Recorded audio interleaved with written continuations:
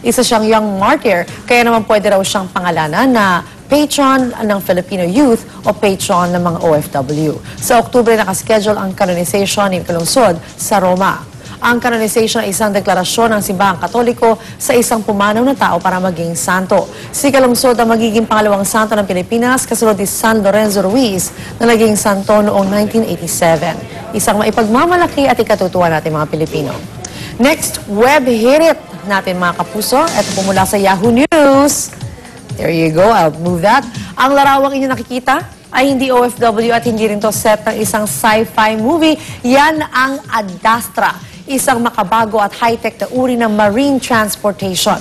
Custom-built ito na kamukhang-kamukha ng spacecraft sa pelikulang Star Wars. Sa ganda nito, tinawag itong super yacht. May laki itong 140 feet. May luxurious interior, complete with dining area, fancy sleeping spaces at bathrooms with shower. Meron din itong master cabin at 2 guest cabins na pang-siyam na katao.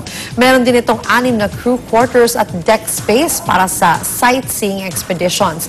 5 taon itong dinisenyo ng John Shuttleworth Yacht Designs. Ayun, kulang na lang magpalipad to sa ere, no? Dahil kamukha talaga niya yung Star Wars. Pero medyo marami-raming tao rin na maisasakay nito, okay itong parentahan, no? Gawing moving, yung mga moving hotels. Why not? At yan ang mga mainit na balitang pinag-uusapan online. Magkita-kita ulit tayo sa Lunes para sa mga pinakamainit na web hit. Samantala mga kapuso, para sa, init ng panahon ngayon, kailangan natin malaman kung ano ba lagay na panahon sa araw na ito. Ihatid sa atin ni Love Anyo Ver. Love?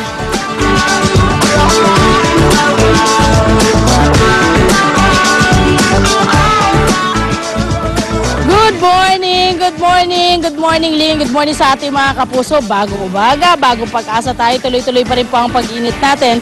Dahil tuloy-tuloy pa rin po ang tinatawag na ridge of high pressure. Yan po ay nasa Luzon. Medyo kasali tayo dyan. Maganda pero mainit po ang panahon. Pero pagdating ng madaling araw, medyo lumalamig. Pagdating ng alas 4, medyo humahangin-hangin. So, expect na lang natin na kailangan nakasando-sando na tayo. Okay? Kahapon po ang naitalang pinakamainit ay alas 3 ng hapon. Yan po ay nasa 34.9 degrees Celsius. Ang Luzon at Visayas makakaranas ng maulat na may mga pulupulong pag-ulan, lalo na po sa hapon o sa gabi. Dahil na rin daw po yan sa ridge of high pressure. Sa Southern Mindanao naman, may ITCZ, yung tinatawag nating Intertropical Convergence Zone. Yan po yung mga hangin mula sa Northern and Southern Hemisphere nagsasalubong sa equator. Nagdudulot po yan ng ulap at ulan. Ang buong Mindanao, makakaranas po ng mga kalat-kalat na pag-ulan, pagkulog at pagkidlat dahil po sa ITCZ. Ang sunrise po natin, 5:39 ng umaga at ang ating sunset ay 6:11 ng hapon. Narito naman po ang mga weather condition and temperature sa ibang bahagi ng Pilipinas. Tandaan niyo po mga kapuso, sa kahit ano pa mang hamon ng panahon, manatiling alerto at mahinahon.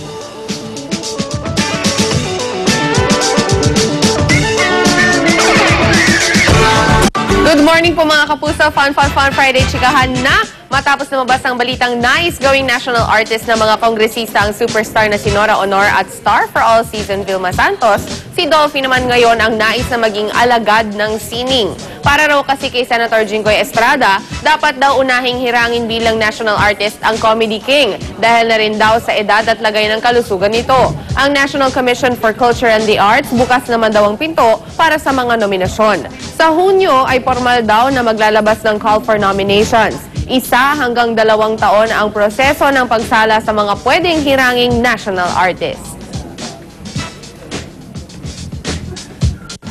Samantala, patuloy na umaani ng suporta ang Filipino-Mexican finalist sa American Idol Season 11 na si Jessica Sanchez. Sa kanyang hometown sa Bataan, hindi raw pinanghihinaan ng loob ang mga kababayan ni Jessica. Sa katunayan ay lalo pa raw umiinit ang suporta nila para sa kanya. Ang mga Pinoy naman sa Los Angeles, California sa Amerika nag-camp out pa sa labas ng CBS studio upang maghayag ng suporta sa kababayan. Sa kabila nito, umaapela pa rin ng boto at suporta si Jessica sa pamamagitan ng kanyang Twitter account. Muntik na kasing maalis sa contest si Jessica last week dahil sa natanggap nitong mababang viewers votes. Ang ilang Pinoy sa bansa, di man makakaboto, nangampanya naman sa mga kakilala nila sa Amerika para mag-vote. Ang singer na si Jessie McCartney na napahanga ni Jessica, iboboto raw siya. Napapanood po ang American Idol sa ETC. You know, you're on camera and the whole world, I mean, the whole country is pretty much watching you.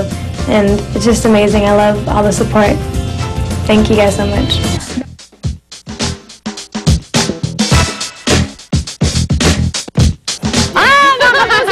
Tama-tama sa inyo agad. Tara lahat, makipisa tayo sa Balanga Bataan para sa kanilang Tuyo Festival. Ang tuyo nga po, isa sa pinagmamalaking produkto ng Balanga Bataan. Kaya tumambay na tayo sa napakasarap na kapistahan na yan. Kasama sina Monica at Arn. Istang hindi nababasa. Yun, tuyo. Wow. Dexter, hindi nagdadala eh. Dex!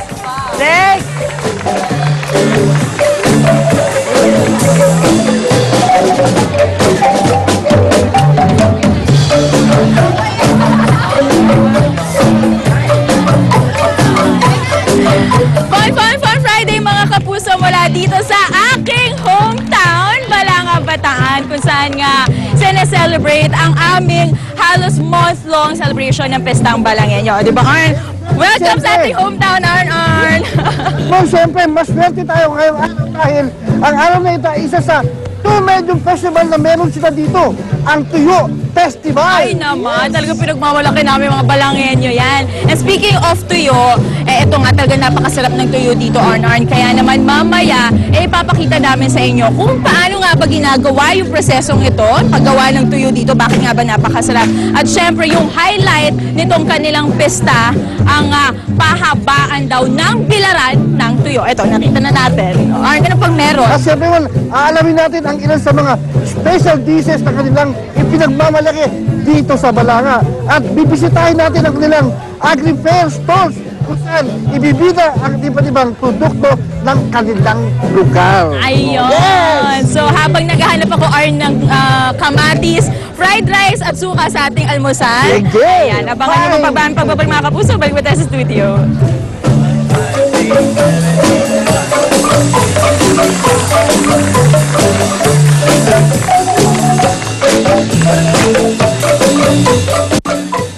Okay, walang bibitaw. Happy Fiesta po. Dito lang kayo. Baka igan, tumambay. Maraming kaming masasayang hirit pa rin.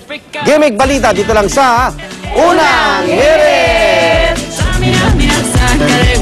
This time for Africa.